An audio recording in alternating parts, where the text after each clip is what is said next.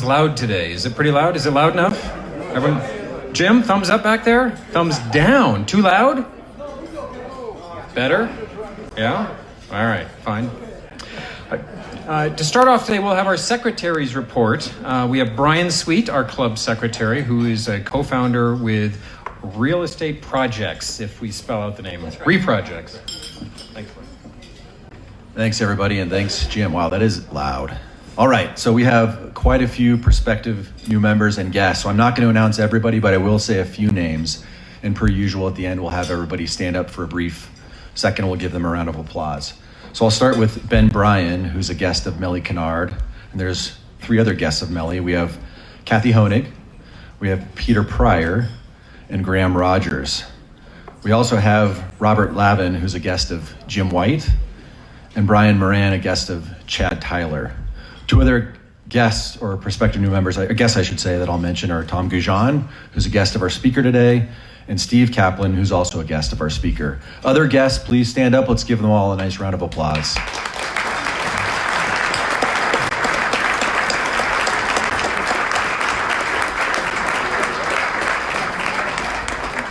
Well, thanks for being here, everybody. So a few more announcements before we get started.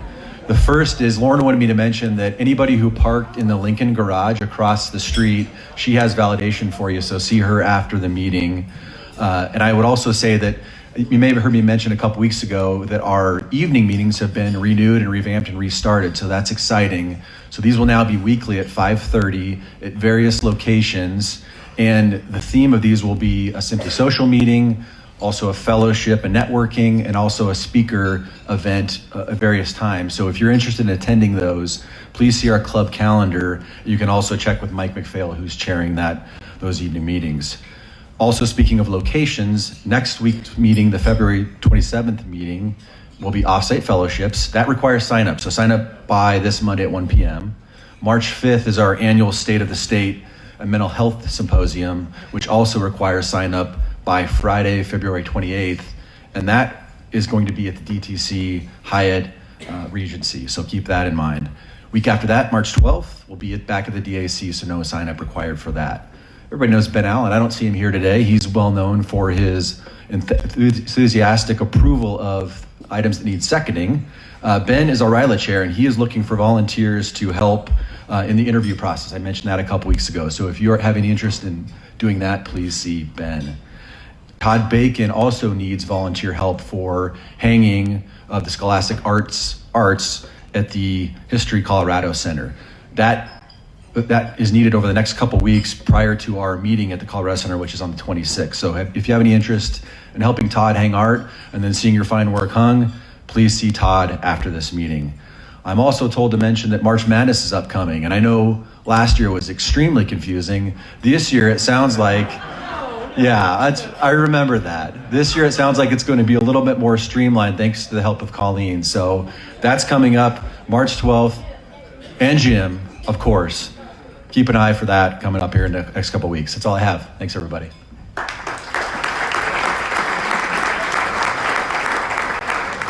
You all heard March Madness is coming up, right? Just to be clear? All right. And I'm not the person running it this year. There's a team of people. Moving on. The Board of Directors in the Rotary Club of Denver is pleased to announce the election of Ian Campbell as our president-elect nominee to serve as our club president from 2021 to 2022.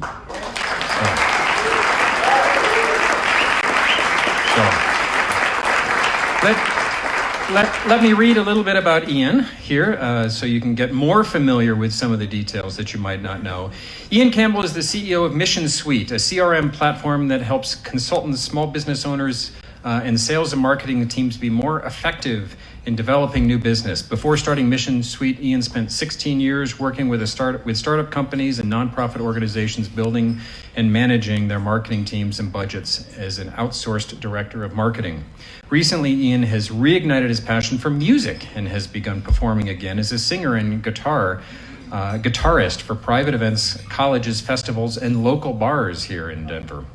Many might recall that at the Club 31 had him come and perform for us on the DAC rooftop just seems like about a year or two ago, but that's an inside joke for those who know what the program was all about, the continuation of leadership, when I started speaking from the microphone more. Anyway.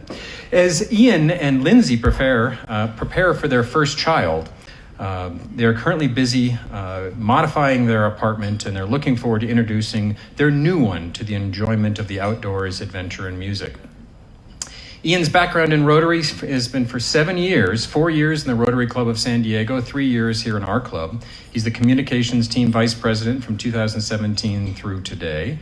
He's developed our club's new website in 2016, and he's a member of District 5450's Natural Disaster Response Committee, and he served on San Diego Rotary's marketing and membership committees. Thank you to those who served on this year's President-elect nominating committee, past President Pam Adams, Colleen Kozad, Jack Green, past President Rich Harris, and past President Christy Schaefer. So, Ian, congratulations to you. Thank you for your past and future service to the club, and perhaps we can stand and give a round of applause to Ian. So, thank you.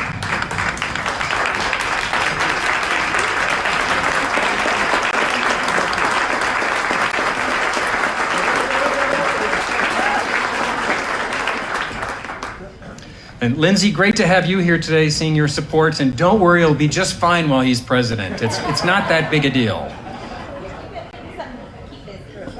Next, we have our good news bucket. If you have good news, and I'm sure many of you do, Debbie Beasley, who is our president-elect, is here looking for the bucket. And now she has it, and she probably needs a microphone. And maybe I'll let you go ahead and put that on.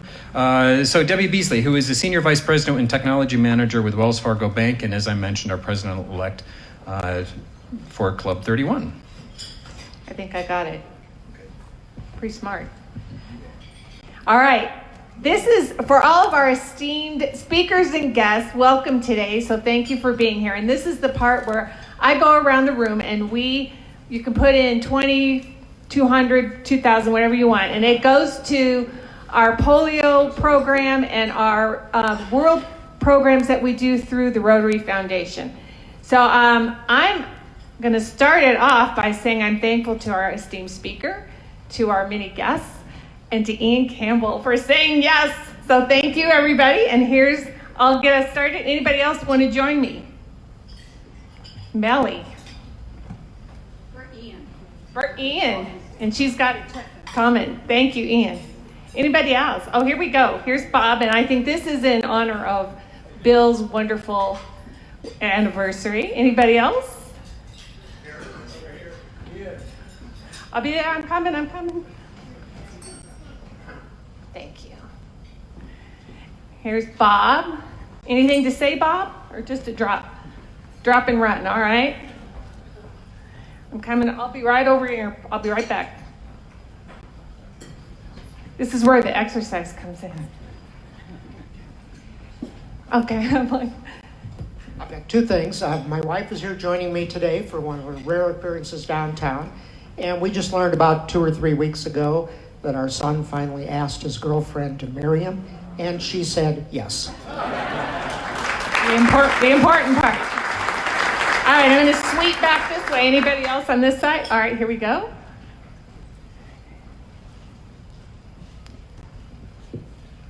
Well, Bill's made it for 60 years. One more day, I'll have made it for 50. Congratulations. Anybody else on this side? I'm going to sweep around. All right, who did I miss over here?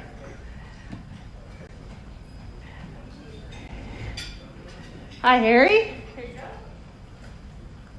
This is to celebrate that Launch Denver started its second class of training of entrepreneurs, and they will go through a 10-week program. And we're all looking for mentors from this group with these students. So if you're interested in mentoring, talk to Don Kane. Thank you. All right, anybody else?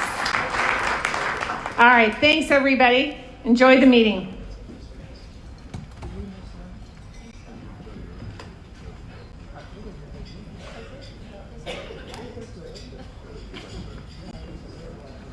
Thank you, Debbie. Great work there. All right, let me see if that works. For today's program introduction, Don Kane will be introducing our speaker. Don Kane is retired from his position of counsel with Paulson, Odell, and Peterson, LLC. Don?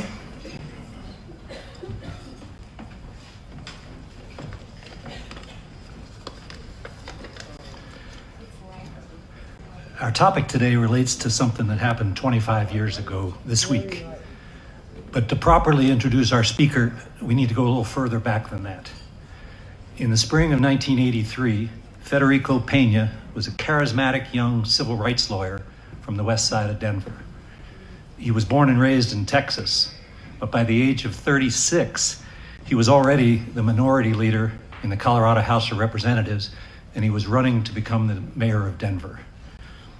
He had the best campaign slogan I have ever heard before or since. He challenged us, imagine a great city, and his positive message connected with voters in Denver. Of course, he won that election, and Mayor Peña went on to serve 2 very successful terms. Despite a statewide recession that started during his first term, his administration planned and constructed a new convention center, a new public library, and a substantial expansion to the Denver Center for Performing Arts. He was also instrumental in bringing Major League Baseball to Denver.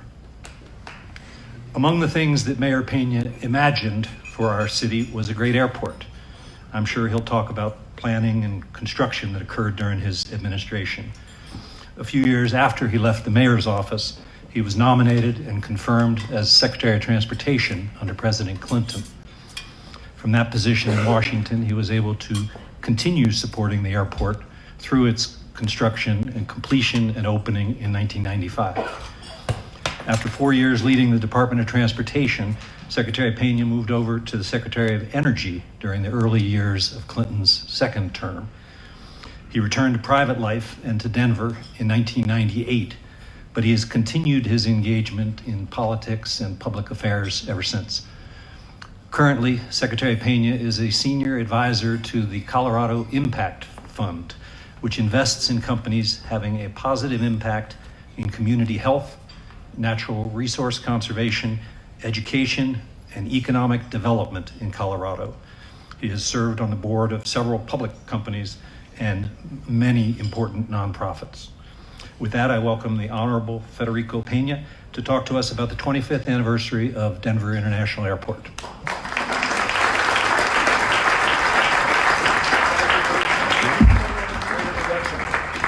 Don, thank you very much for that wonderful introduction. You went through my life in 3 minutes, which was wonderful. Well done. I've forgotten a couple of things. So seriously, thank you for the introduction. You're very kind and generous and thoughtful. So I am very happy to be here again at Rotary. It has been a few years. I think the last time I addressed Rotary was at the Denver Athletic Club, and I spoke on a concept called energy independence. Was anybody there? No, a couple? All right, well, it's wonderful to be in this extraordinary room. I was reminded that I think Temple Buell designed this, and that all of the university collegiate emblems are hand-painted. That's what I was told earlier. So this really is a remarkable historical room, and it's appropriate that you have your meetings here. And I think it's absolutely appropriate that we be here to celebrate an extraordinary achievement for our community, and that is the design, construction, and now successful operation of Denver International Airport. And I'm happy to talk about that. But before I do, let me thank the Rotary, because oftentimes people don't recognize all of the work that you do, supporting local organizations, international organizations, and I read up earlier about your scholarships and all the other groups that you support. Thank you, thank you, thank you for doing that. You have affected the lives of thousands of people, not only in the state, but throughout the world, and for that, many of us are thankful for that. So thank you for doing that. And I also want to recognize 3 special guests who are here, one of whom you know very well, Felicia Muftick, who has been a lifetime member, you and Michael, right? Many, many years. But Felicia, her claim to fame was not working with me as clerk and recorder, which she did very well for a number of years. But some people have forgotten. Felicia ran for mayor 4 years before I did. And she was the first woman to run for mayor of Denver. And she almost won in that election. So Felicia, thank you for your friendship. And thank you for your wise counsel all those treacherous years when we were in office. I always listened to you. The other two special guests that I have here today are Tom Goujon and Steve Kaplan. Let me start with Tom, since I think he's younger, right, Steve? Yeah. So Tom joined my campaign in 1982. Tom was 25 years old. And he helped me write almost all of the position papers that I published as a candidate for mayor. I think we issued 23 or 24 or 25. How many? One a day, he says. But one of them was on the new airport, and I'm going to talk about that shortly. But Tom went on to be one of my most significant senior advisors when I was mayor, involved in almost every major project, and clearly the new airport. Today, he is the president of the Gates Foundation, and he's doing a great job and still contributing to our community. So Tom, thank you very much for your public service, and thank you for being here. Appreciate it. And next to Tom is Steve Kaplan. Steve was our city attorney, did an extraordinary job as city attorney. I think he negotiated almost all of the agreements with a group called the Airlines, Steve, was it? And others like the Denver Broncos and many other organizations, but he did a great job there. And then later on, he followed me to Washington and was the general counsel for the Department of Transportation, did an extraordinary job. And one of his, I think, in my opinion, greatest accomplishments was renegotiating the bilateral aviation agreement between the United States and Canada, which now has an extraordinary aviation service. So when you fly to Canada, easily thank Steve. So Steve, thank you, and Tom for being here. Give them a round of applause. They're terrific people and done a great job. I am truly very happy, and I accepted the invitation immediately when you asked if I would come and talk about the 25th anniversary of DIA, because no one since that time has built one from scratch. Not that I know of. And prior to Denver International Airport, the next previous airport built from scratch was Dallas-Fort Worth, which was 20 years before then. So in a period of 45 years, only 2 brand new airports from scratch have been built in the United States, and this was the last one. My suspicion is it will probably be the last one that you'll see in the United States. And why should we celebrate Denver International Airport? Let me start with a few facts, and Steve and Tom and Felicia know that I like facts and data, and they usually are bored when I recite them, but just to put things in perspective, so you'll appreciate what you all have done, and I mean you all have done. Today, Denver International Airport has a $33.5 billion economic impact to our community every year. No other economic entity in our state has had such a dramatic impact on our economy. $33.5 billion. Today, 260,000 direct and indirect jobs are the result of the operation of Denver International Airport. It hosts 65 million passengers per year as of last year, almost 70 million, with average daily flights of 1,700. It was ranked #1 last year by, I think, the Wall Street Journal. Give the airport a round of applause, #1, that's pretty good. It is the 5th largest airport in the United States today, at least in terms of passengers. It is capable, someday, some future mayor, if that mayor decides to expand the airport, she can build 12 runways at DIA. And there are 9,400 acres of land available for development, and it is being developed today. So that is the impact of what this community did 25 years ago. And it will serve our community for decades and decades to come. The reason I wanted to be here, Don and others, is to share with you how we got here. Because for those of you who are new, and I met a couple of people here who moved here in maybe later, recently, and you go out to the airport and you see it and say, well, that's kind of cool. You may not understand and appreciate the trials and tribulations that we all went through to build that airport. And the reason I want to go through them a little bit with you today is not to reminisce about the challenges we face, but to suggest that there are lessons to be learned from how we did such a remarkable feat back then in challenging and accepting the challenges, rather, of the things we face today. So we can learn from the past on how we move this city forward. Let me start with a confession. I'm a Catholic, so I have to confess.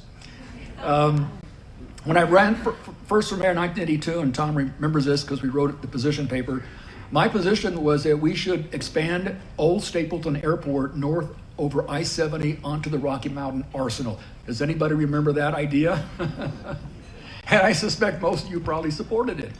And I campaigned on that. But then a funny thing happened. We won the election. And so 3 weeks after I took office on July 1 of 1983, I went to my first meeting of the Denver Regional Council of Governments, otherwise known as Dr. Cog. And Dr. Cog had for years been analyzing what to do about Stapleton, because Stapleton's runways were too close together. When planes could not land because of poor visibility or snow, they would circle around Stapleton for hours. People slept at the airport, and after a while, cities around the country said, avoid Stapleton and come to Salt Lake City or Chicago, wherever, say, avoid Denver. And so we knew that something had to be done at Stapleton. And so at that Dr. Cog meeting, 3 weeks after I took office, I lobbied the members of Dr. Cog to support the concept of expanding Stapleton north over I-70 onto the Rocky Mountain Arsenal. And thankfully, Dr. Cog voted, I think by a 2/3 vote, to support that idea. And so we were thrilled. We came back to the office. We had a minor celebration. You all know that I'm not big about celebrations, but we had a minor celebration. We were happy that we won that vote. But then we observed that at that Dr. Cog meeting, the Adams County delegation was ferociously against that plan. And they said things like, you'll never build that airport. We will fight you in court every step of the way. And we didn't listen. We won the vote. We went back and celebrated. And then we were reminiscing at the office one day, and Tom said, maybe we should kind of think about this, because it was sort of surprising how much Adams County opposed it. So Tom and others went back, and he came back, I don't know how many weeks later, Tom, and said, you know what? Expanding onto the Rocky Mountain Arsenal is a terrible idea.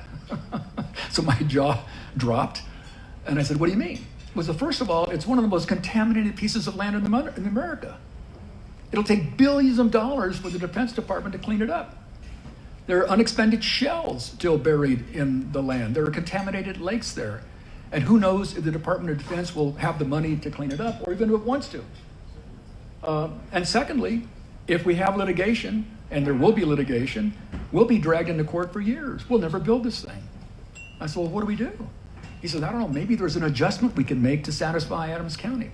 So I picked up the phone. I called the two mayors of Commerce City and Brighton and the Adams County commissioners, went to Adams County and ate at a little restaurant called Bubba's. Anybody ever been at Bubba's? A couple of people. And by the way, let me put that in perspective. Back then, it was very unusual for the mayor of Denver to go outside of Denver to have dinner in another county. Usually everybody came into Denver to have meetings. And I said, no, let's go meet the Adams County commissioners in their backyard. And so over steaks and beer, we sat at the back of Bubba's, and people looked at us quizzically as we walked into the restaurant. And I said to the elected officials, now come on, there are no TV cameras here, so you don't have to showboat. Tell me really, why are you opposed to the Stapleton expansion proposal? They said two things. One, if you build north, you're going to bombard us with even more noise. And back then, 35,000 people in Denver and Adams County were already suing the city and county of Denver for noise. I said, well, that's reasonable. And the second reason they said is, God forbid a plane were ever to crash and land in Commerce City or Brighton, it would be a disaster. And I listened to them.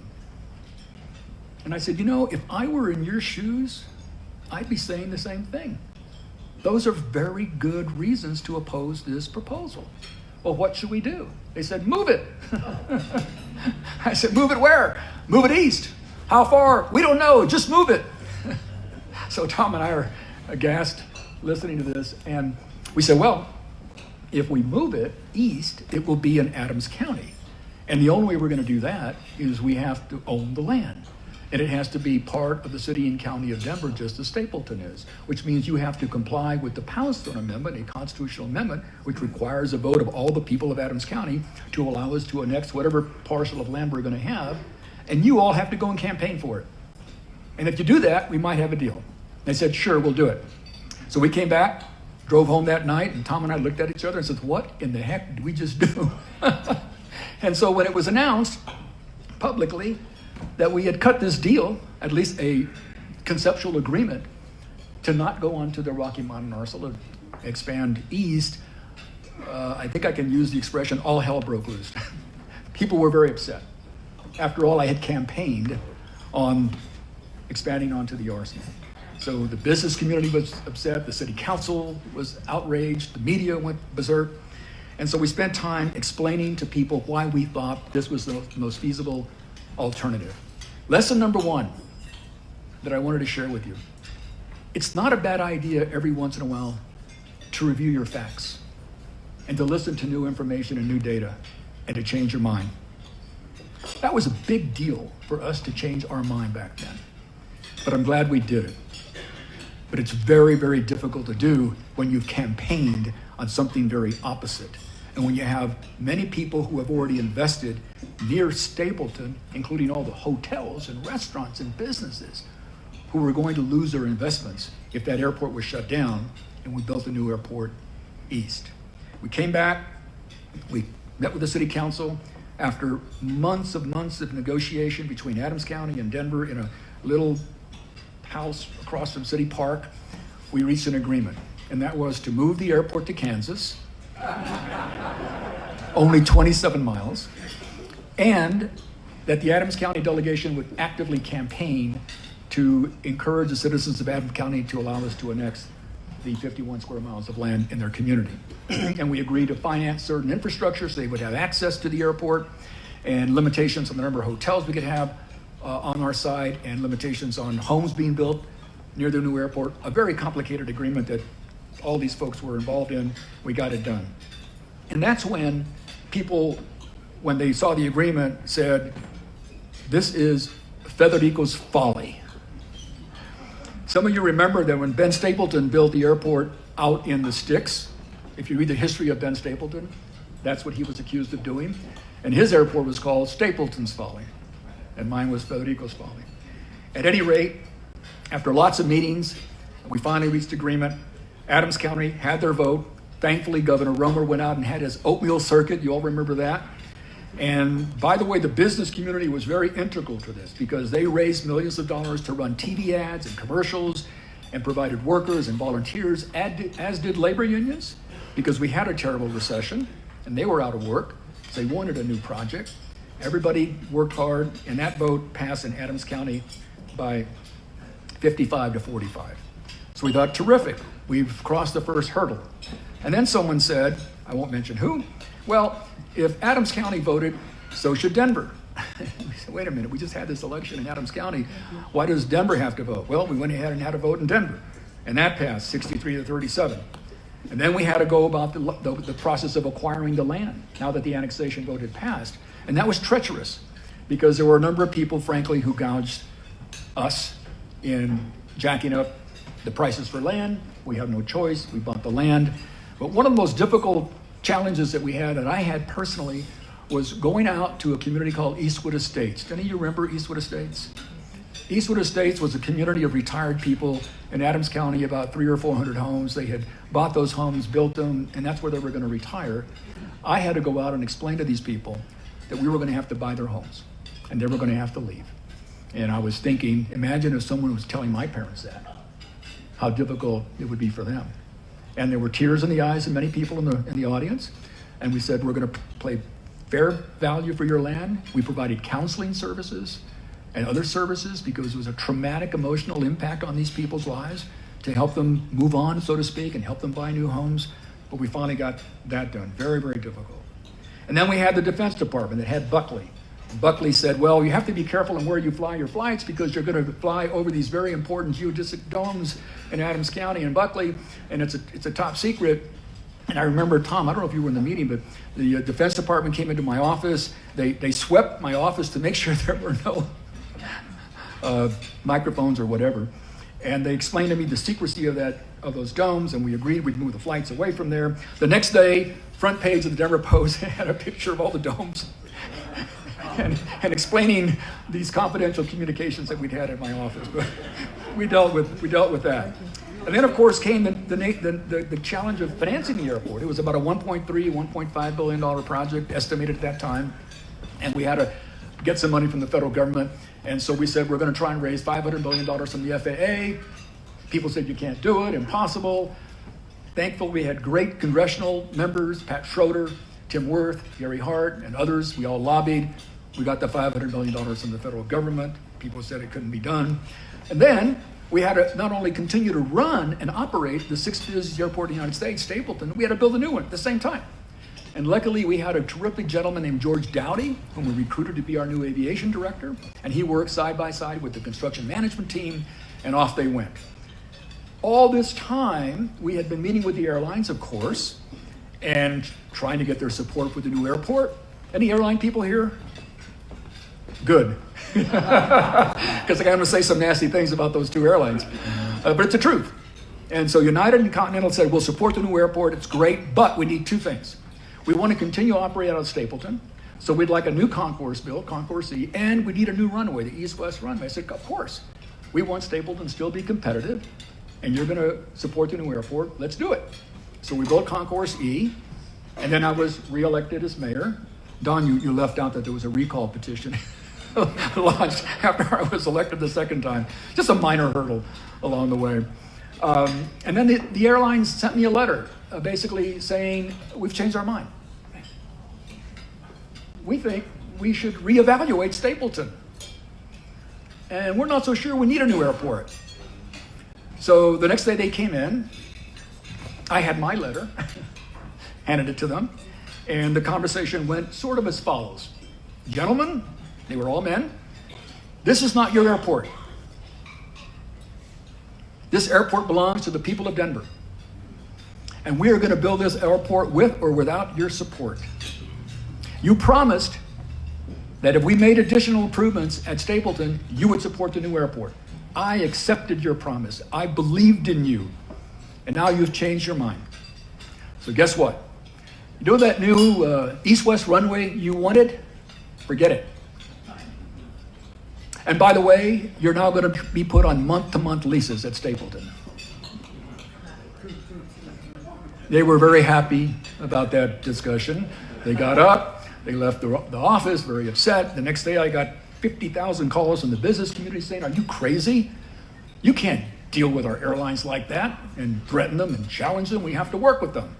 And I said, thank you very much for your advice, but this is our airport. It's not the airline's airport. They may think it's their airport, but it is our airport. And we're building this airport for the future of our community. So we moved on. And then we had to sell airport revenue bonds. Are you getting a sense of some of the challenges here? I hope you're enjoying your meal.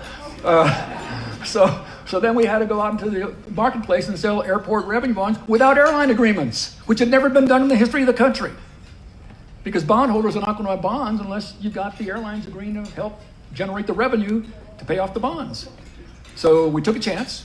We sold $900 million of airport revenue bonds within a couple of months without aviation agreements, unheard of in the history of the country. All the naysayers, how can you possibly do that? I said, we just did it. We had to pay a little higher interest rate, a little over 10%, but it got done. And then Continental Airlines, well, before Continental Airlines, then we broke ground in 1989, 2 years before I left office. It was a great ceremony. Some of you may have been out there. We drove out these little country roads out to Kansas and broke ground and started the construction of the airport. Continental finally figured out that we were serious about this, that we were going to get it done. So they called the office and said, we'd like to sign on. I said, great, congratulations. I think Tom or Steve, one of you then called United and said, Continental has just signed on. United, we'd like to let you know, since you're the biggest airline at Stapleton, would you like to sign on also? And they said, no. Nothing you can do with Continental Airlines will bother us at all. So we announced the next day that Continental Airlines had agreed, and they were going to get Concourse A, the closest concourse to their terminal. And then we got bombarded with all kinds of calls from United saying, how dare you, how could you possibly do that? And we said, well, we told you.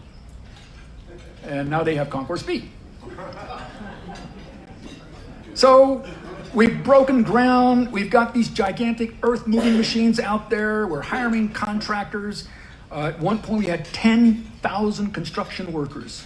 10,000 construction workers at DIA building this new airport. We're feeling really good. And then a company called Betcher and Company issued a report saying that, you know what? We should mothball the airport under construction, because you're going to bankrupt the city. It's too expensive. This is a bad idea. We should put it off for 2 or 3 years and continue on with Stapleton. And by that time, I'm pulling out my hair, thinking, what else could possibly happen? Anybody here from Betcher? Sorry, you made a mistake. And we said, thank you very much, Betcher, for your opinion, but we're going to build this airport, and please go back to your offices. So they did. At any rate, finally, United Airlines came on board before we left office, and I left office in July of 1991. Mayor Webb was elected. He had his own challenges, as you know, with the baggage facility. We all have our own challenges. He got through those, and we were very proud and excited, I was, as Secretary of Transportation, to come back and help commemorate the first plane that landed at DIA. Now, that just gives you a high-level summary of some of the challenges that we went through. I'm sure my 3 associates here probably have some more stories they could tell. We'd be here for a couple of days. But not only have we benefited from the economic impact of DIA, there was a dessert added to that enterprise, and that was the redevelopment of Stapleton. And during the campaign, when I talked to Denver citizens about building this airport way out 27 miles, they had trouble imagining how we're going to drive all the way out there, and you got to buy all this land, and it's going to cost all this money. And then when I said, and we're going to tear down Stapleton and build something new there, that's when they really became apoplectic and said, wait a minute, you've got all this concrete, these runways, these terminals, the concourse, the tower, everything. How can you possibly tear down Stapleton? I said, we're not going to have 2 airports. We're only going to have 1 airport. Thankfully, Tom Goujon, I told you earlier, spent 5 years developing the plan for Stapleton redevelopment. And Steve, I think you've helped Forest City think through some of its legal challenges. So, 7.5 square miles of land close to downtown, Stapleton redevelopment. Today there are 7,000 homes out at Stapleton, 24,000 residents, 16 new schools, 2.6 million square feet of retail. I'm not including industrial and mixed use, that's even more. The combined property and sales taxes that were generated last year by Stapleton to the city and county of Denver was $70 million. And it is projected that in 5 years, Stapleton itself will generate $100 million of sales and property taxes to the city and county of Denver. And so for people who had difficulty imagining, it's one thing to imagine a great city, but imagine tearing down an old airport. Very hard for people to imagine. But thankfully, when you explain things to people, most people understand it, they have good judgment, good common sense, and they supported all this work. So today we celebrate 25 years of DIA. A few lessons learned. I don't know how much more time we have because I want to leave time for questions. Okay, let me spend a few minutes because I think I was asked to talk about the future of DIA and lessons learned. So the future, of course, is redeveloping the land near DIA, and the mayor, Hancock, has developed this Aerotropolis plan and an airport city plan, and that was one of the visions we had in putting the airport out there, because when we went to look at Dallas-Fort Worth, we went to visit Las Colinas, which is near DFW, and we saw the extraordinary development that they had done. We thought we could replicate that here by the airport. It's now occurring. That's the next future. The next future is more international flights, because we need them and deserve them. And also the future to understand that as the role of shipping and seaports is maintained, the real world of travel for the rest of this century is going to be up there with bigger planes, more efficient airplanes, carrying people across the world. It's going to be airports around the world that will be the centers of travel and economic activity. And we are all blessed, and future generations are blessed, to build more runways, longer runways, whatever length we might need for future aircraft, in a way that no other major airport in the United States is able to do. I mentioned earlier the first lesson that I learned, and that is being willing to re-examine your ideas and your positions. It's hard. It's hard if you're a business person. It's pretty hard if you're an elected official and you made a public promise that you have to break. Inspiration and bold vision is always important, and the challenges that we face today, whether it's homelessness or the lack of low-income housing or the return of air pollution or traffic congestion, all the issues that we face today and will face in the future will require bold and inspirational vision. Attracting and harnessing broad-based support as we did from business and labor and environmentalists and neighborhood activists and all the ethnic and racial minority groups, even religious organizations, all came behind and rallied behind the airport. And never abandoning a dream, no matter how difficult. I talked about how we had to make some adjustments along the way to the airport. When Continental went bankrupt, for example, we had to shrink the size of the airport a little bit because people said we couldn't finance the original size. So we made a slight adjustment, but we did not abandon the dream. We didn't keep our eyes off the goal. And that same kind of thinking and flexibility is needed today as we tackle new challenges. And lastly, you've got to attract the best talent, the best minds, the best team members to help you get these jobs done.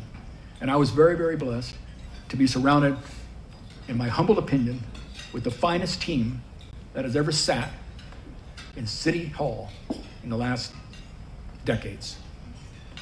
Let me close by making one obvious comment, but I want to make it. This airport would not have been done because of one person or even a brilliant team of people in City Hall.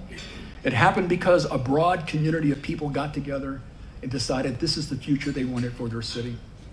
Decades ago, Denver leaders decided to bring the railroad, which was going to bypass Denver through Cheyenne, to Denver. They had the vision to make Denver the center of the Rocky Mountain region. Without that railroad spur, we would not have become the center of the Rocky Mountain region.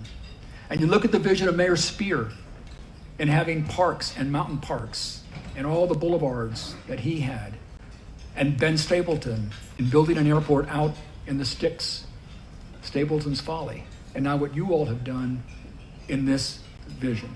These things only happen with broad-based community support. And for that, I thank each and every one of you for supporting this dream, and the thousands of other people who are not here today, but who also made a major contribution. Thank you very much for inviting me here today, and I'll be happy to answer whatever questions you might have.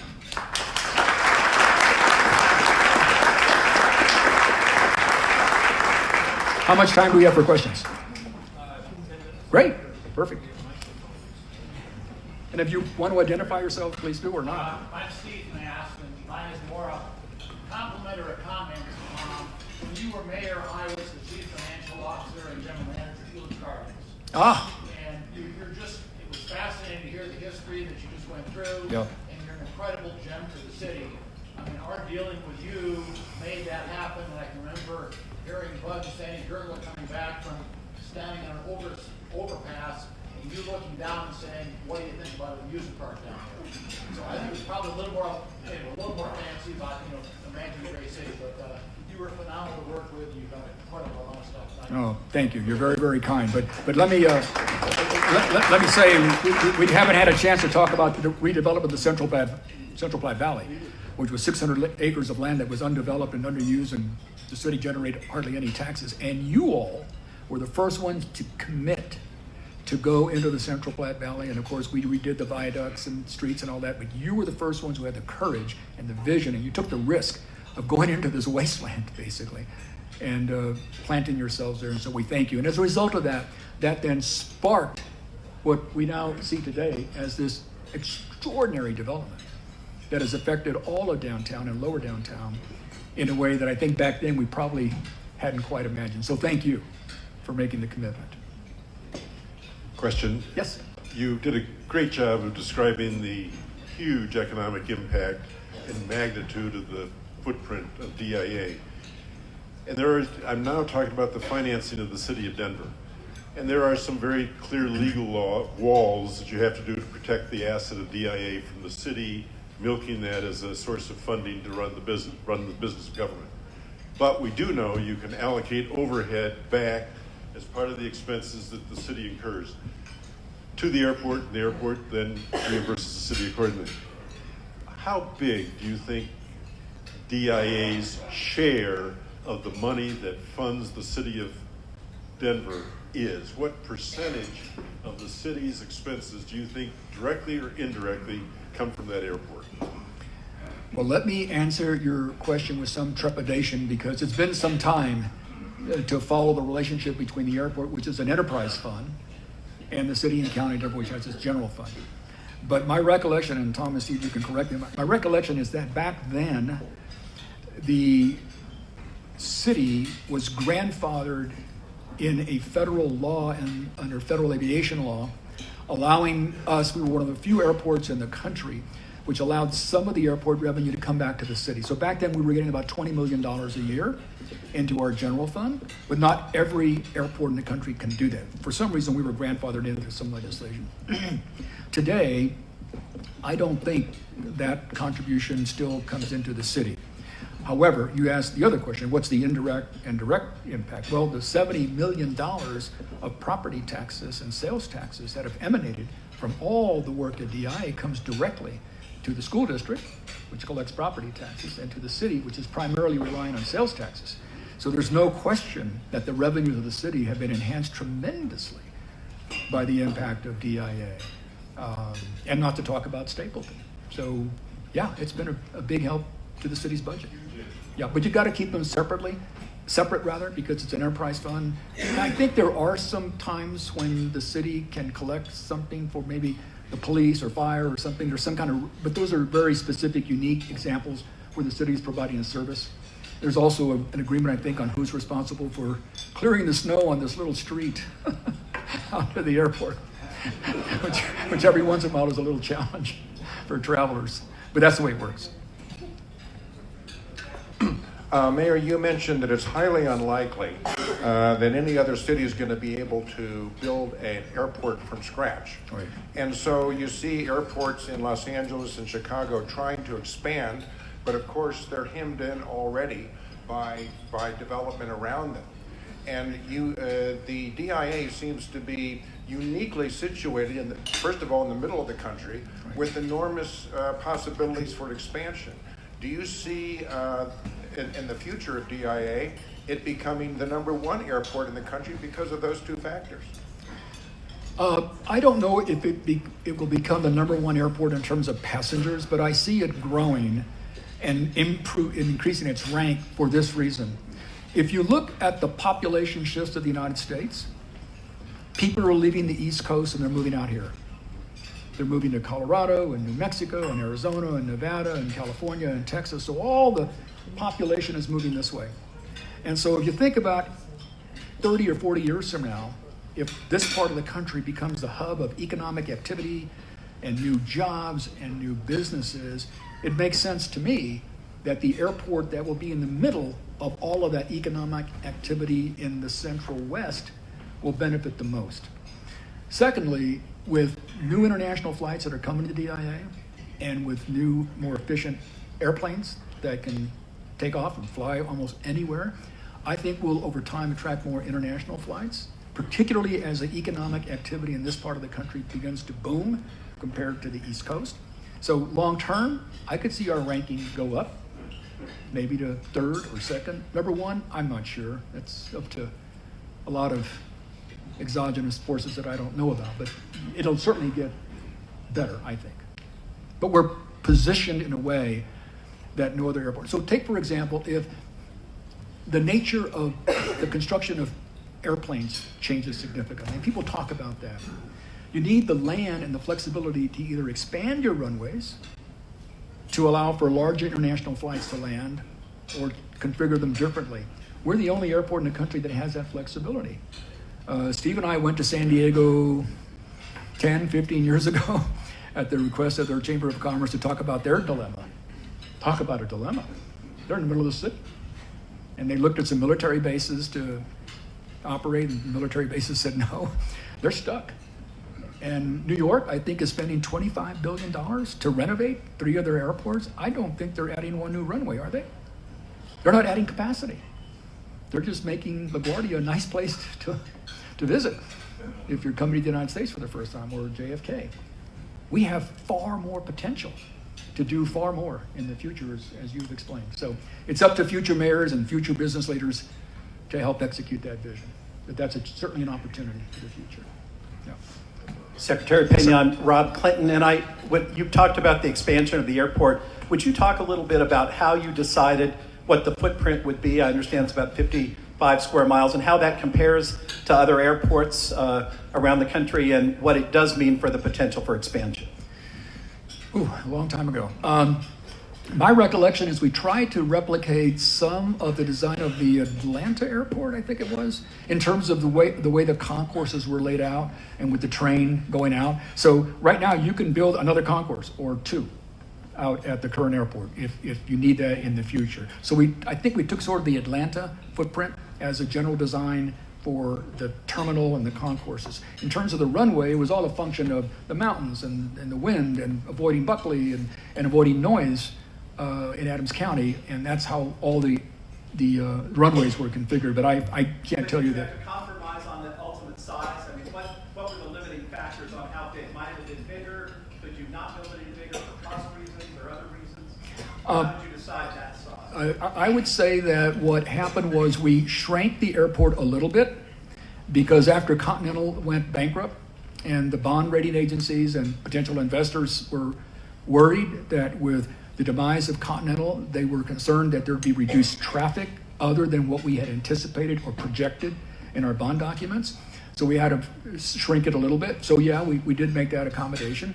But overall, I think we stayed to the main plan, which was the terminal with the 3 concourses and at least 5 runways.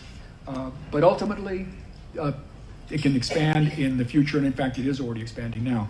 So that was kind of one of the factors, but it wasn't a great limitation on us at that time. We were really trying to project what we thought was going to be the traffic and parking revenue and, revenue on site and airline fees and fuel taxes and all that, and what could that finance in terms of bonds to build the airport of the size that we picked.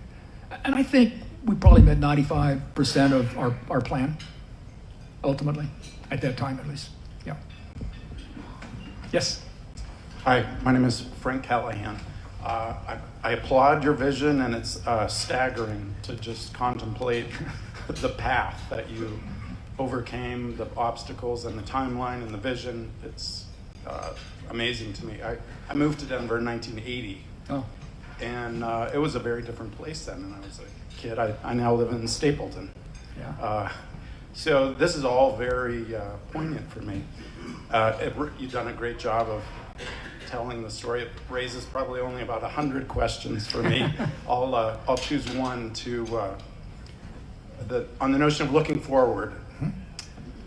You seem to possess an incredible ability to, glean gems about the visions of the future. What does our region or our city have now that present opportunities to improve our city, anything approaching the scale of the things that you've talked about today, airport, Stapleton, Central Platte Valley, things like that? What do you see? What's on your radar? What do you take from headlines and issues today? Well, I see, everybody heard the question. I see at least 2 or 3 factors and conditions that perhaps we don't appreciate enough and build upon. First is the in-migration of extraordinarily talented, educated, and gifted young people. Frankly, that has been going on for a number of decades. I'm a reflection. I came from Texas as a lawyer, and that wave started back then, but it's even more dramatic now. You read every day in the paper about all the new people who are moving to Denver, and Denver today is the 2nd highest per capita college-educated community in the United States. What are we doing with that extraordinary talent? Now, what they are doing, and I have an office in lower downtown, I see them all the time. These young kids, they open doors for me. They say, sir, can I open your doors? I hobble in. But they're working in high-tech companies in lower downtown, energy companies, all kinds of extraordinary small businesses that I had no idea existed. They've quietly sort of emerged in lower downtown and throughout the city and in Boulder and the Boulder-Denver corridor in a way that is very unique. That's the first point. How do we capitalize on that young talent? My judgment when I was mayor was we reached out to the young people of the city and we said, come and join us. I can't do this by myself. So I appointed all kinds of committees and task forces to look at everything. And I was criticized by the media, who said, why can't you make a decision? Why do you have to have a 15-member commission to study air pollution? I said, because it's a complicated issue. And we have all these smart kids, and we solved it. When we left office, we had one bad air day. When we started, we were tied with Los Angeles with 65 bad air days. My point is, how can we use this extraordinary young talent that is here today? Point number 2, our economy today is far more diversified than it was when I was mayor. We were heavily energy related, finance related. We had the cable companies that were here in Denver. We were the cable capital of the United States. Today, we're far more diversified. How do we use that diversification of our economy to do even bolder things? Because we know that if one part of the economy goes south, there's another part that's going to go north. So that gives us more flexibility to do more bold and dramatic things. And then lastly, I think making sure that we have more civic engagement, people who care about, for example, how do we make the Denver Public Schools the best in the world? Why don't we have a broad community base of people engaged in helping make DPS the best school district in the world? If we can build this airport, we can make DPS the best school district in the world. We simply need to bring people in together to help to make it happen. Those are the opportunities that I think we have in the future. So my answer to your question is our opportunities are limitless. If someone has the vision, if someone lays out the strategy and engages and recruits and encourages people to participate. And when you do that, you can do remarkable things, like bring Major League Baseball to Denver. Anything else? Thank you. Great, thank you all very much.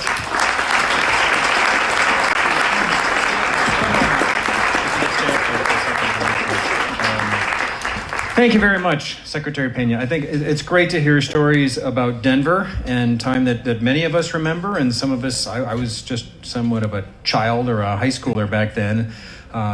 But it's great to have this perspective of the city that we live in and how it's transformed. So many of us take for granted just going out to the airport and what a wonderful airport is, and we might complain about the new Sunglass Mustache Hotel on the front of it or not. But really, that airport is such an engine for us and other issues that we have in Denver that you do a great job of putting in front of us. So thank you, and thank you for being here today. The civic engagement topic, we talk about that in Rotary and what we can do to help improve the community we live in.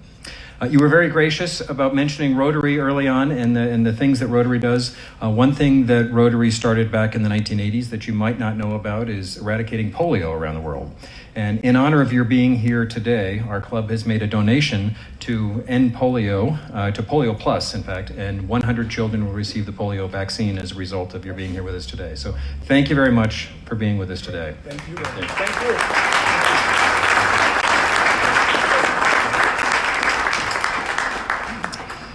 Next week, we have fellowship meetings. So we're not meeting together as a group. We've got our various locations and times and places. We need to have reservations into the office by Monday. So please act on that and sign up to do something fun with fellowships. We'll wrap up today with our four-way test, as always. And you who are guests, maybe this is new to you, but I hope you enjoy it. So if you could please stand and join me in reciting the four-way test. Of the things we think, say, or do, is it the truth? Is it fair to all concerned?